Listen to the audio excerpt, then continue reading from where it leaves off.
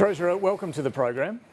Thanks very much, David. Now, we'll come to your plans on manufacturing in a moment, but I do want to start with the horrific attack at Bondi Junction. What's your reaction to what's happened there? Well, it's devastating and senseless and really quite hard to fathom. I think everybody's heart breaks for the loved ones of the victims, but also the workers and the witnesses who will remember that day for the rest of their lives.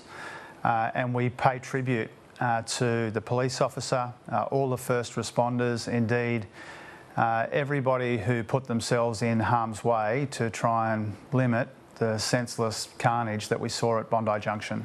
And just the other breaking, unfolding news that's happening in the Middle East right now with Iran launching attacks on Israel, missiles and drones. How worried are you about that? Oh, these are incredibly concerning developments. We've seen enough bloodshed in the Middle East already. We don't want to see more innocent lives lost in that part of the world. And it would be much better if the Iranians used their influence in the region to try and calm tensions rather than inflame them. Does Australia stand with Israel at the moment? Oh, we've made it clear through other spokespeople already out today that we condemn the actions of the Iranians. As I said, Iran can have a positive role to play in the region or a negative role to play in the region. This will inflame tensions further. Our big concern here is that we don't want conflict in the Middle East to be broader and deeper than it already is. We've already seen enough lives lost. And so that's why these developments yesterday and overnight are incredibly concerning to all of us. I will come back to the potential budget and economic impact of what's going on in the Middle East too. Look, let's turn though to the plan, A Future Made in Australia, more subsidised local manufacturing. Just to pick up on what we heard from the Prime Minister just there, why should Australian taxpayers be giving money to a private company to stop it going to the United States? What's the public interest objective here? Well, a couple of things about that. And our plan for A Future Made in Australia is much broader and much deeper than the way that you've just described it. The world is changing and that pace of change is accelerating, and we want a slice of the action for our workers and our businesses and our investors. And the opportunity for us lies at the intersection of our industries, our energy, our resource base, our skills and human capital, and our investment strategy. And this is how we align our national and economic security interests. It's how we deliver another generation of prosperity by making ourselves an indispensable part of the global push to net zero. And so when it comes to public and private investment, it's really important to remember that what we're talking about here isn't some kind of free-for-all of public funds. You know, we're talking about incentivising private investment rather than replacing it.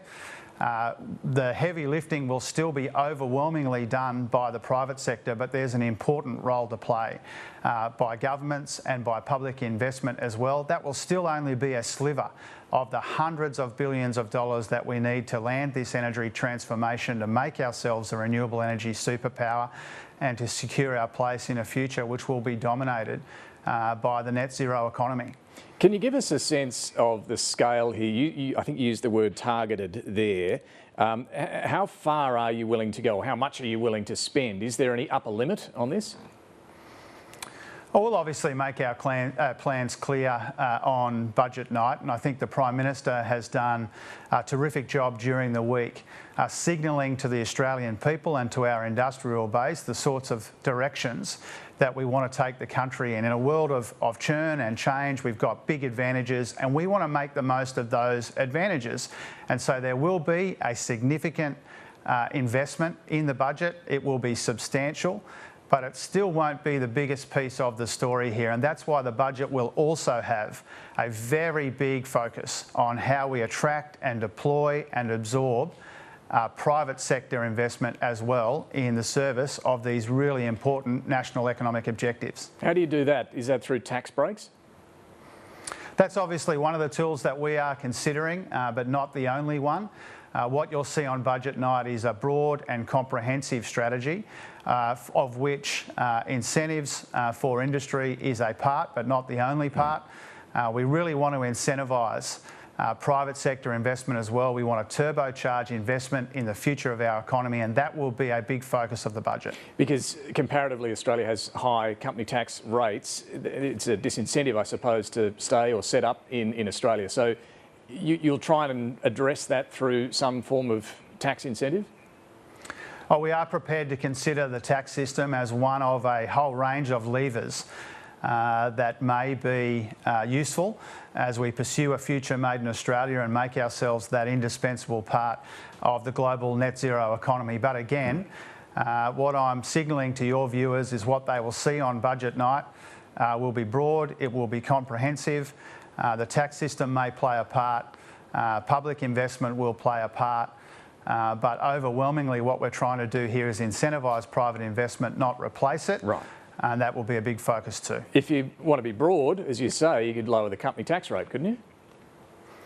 Oh, that's not something that people can expect to see when we unveil the full package, but we've said publicly before and certainly behind the scenes we're contemplating whether or not there are ways to use the tax system to incentivise the kind of private investment that we need to see in the future of our economy to ultimately benefit our workers and businesses and investors. So listening to you, it sounds like the emphasis will be more on tax incentives than direct handouts. I think people can expect to see some combination of all of the levers available to government. We have a willingness and enthusiasm really to come up with something which is robust and rigorous with strict tests governed by the Act that the Prime Minister flagged during the week. What we're looking for here is where we have genuine advantages and compelling imperatives. We're looking for where we can make our businesses more competitive, build the capacity of our people and our regions, become part of that net zero global economy, turbocharge the private sector, get value for money. These are the sorts of rigorous and robust tests that we will apply to all of these sorts of decisions that you're asking about me about today. And when you say broad here, can you give us any sense of, I think you also said it would be robust as well and targeted. You've got manufacturers all lining up this week saying, yes, please, we'll take whatever you're offering. Are you only talking about, though, specific green technologies, or would this go to manufacturers of other things that simply want to decarbonise their production line? Well, I mean broad as in comprehensive, but obviously when it comes to an economy of our size, we need to focus on where we have those genuine advantages and those compelling imperatives. And we have big advantages, whether they are geographical, geological, meteorological, geopolitical. These are our big advantages, and we want to apply that to our thinking about the future of our economy. A future made in Australia really is our big opportunity to deliver the kind of economy that will deliver another generation of prosperity. We need to understand that a generational change in the global economy and in the opportunities available to Australia requires us to undertake a generational change in our thinking, and that's what this will be, and you'll see it on budget night.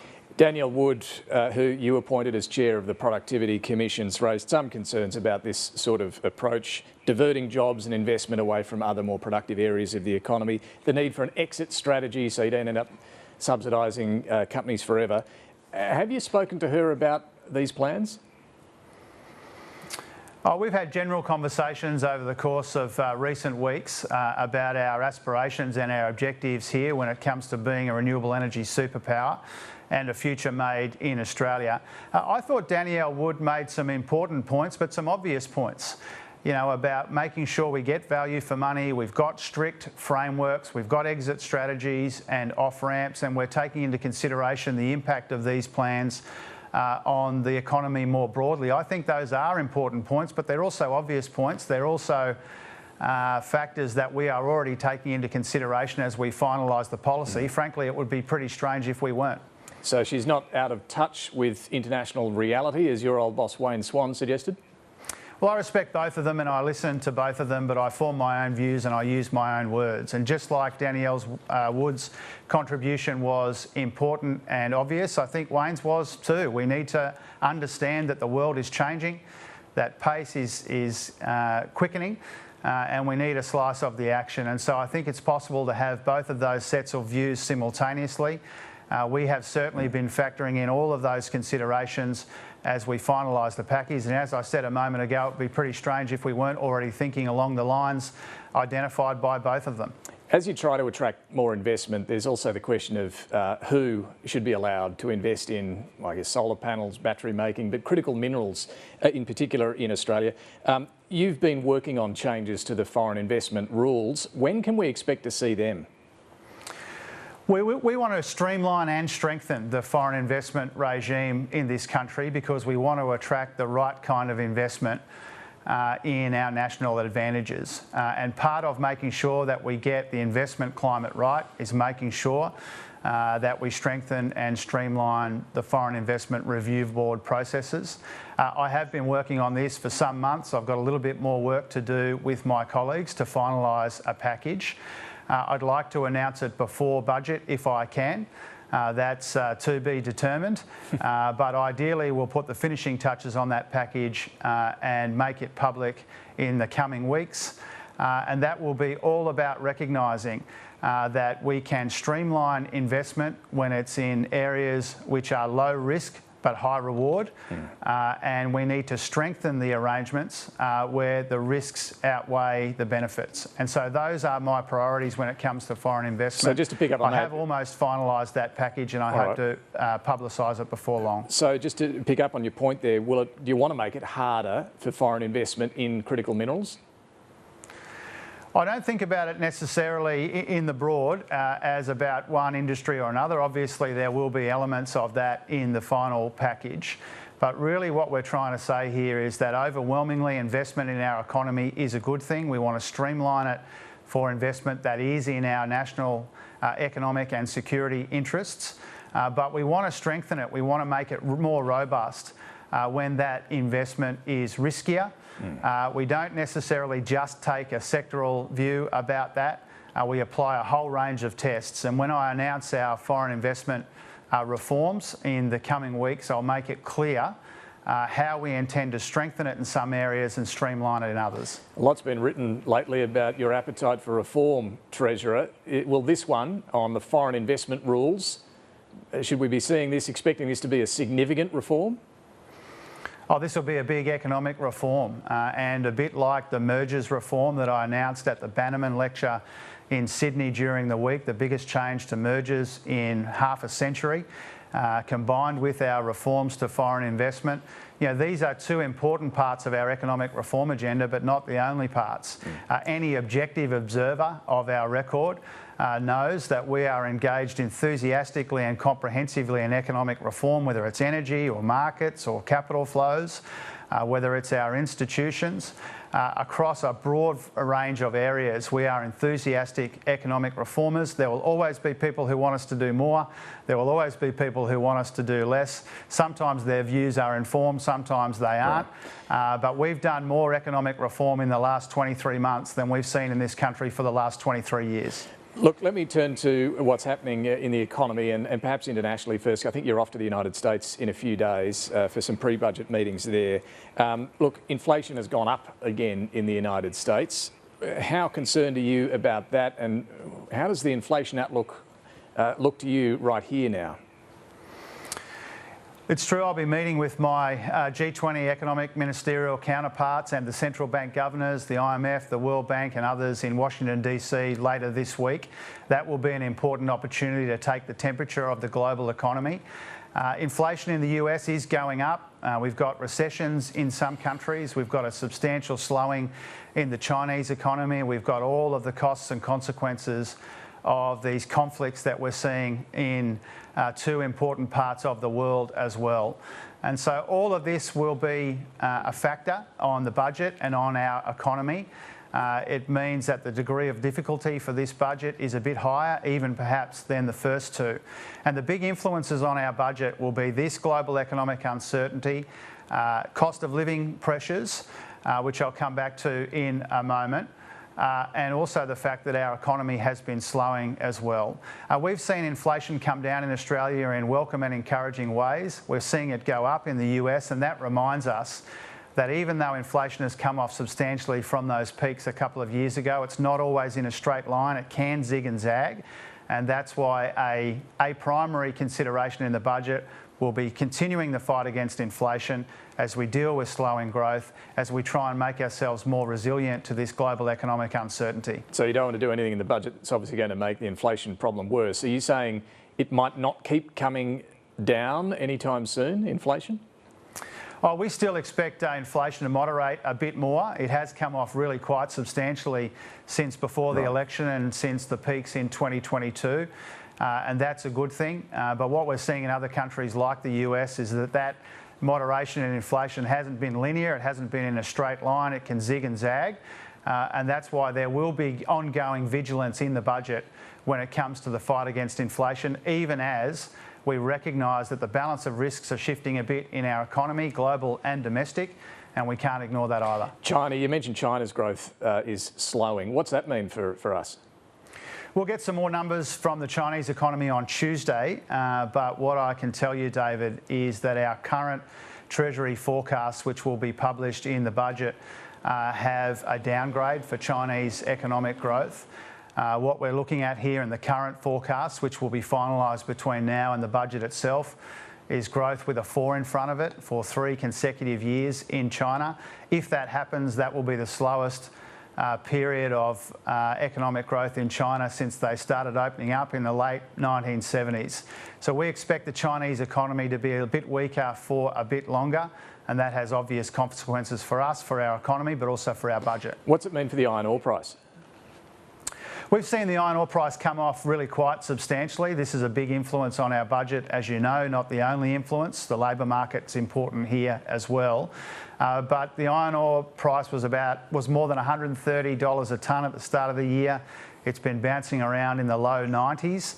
To give you a sense of what that means for the budget, the difference between 130 plus and in the low 90s is something like $9 billion in revenue in the budget, something like $35 billion in nominal economic activity. And so you can see the drop-off in the iron ore price. You can see why this is one of the reasons why we expect much, much smaller revenue upgrades in the budget than we've become accustomed to on the last couple of occasions.